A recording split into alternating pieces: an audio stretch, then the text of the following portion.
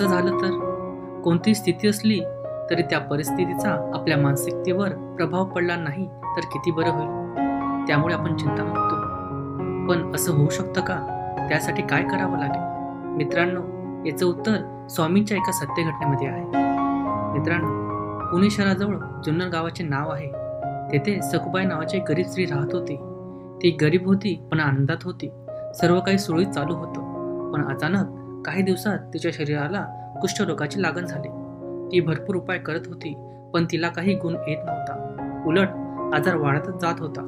एके दिवशी श्री चरणदास नावाचे साधू तिच्या घरी भिक्षेसाठी येतात.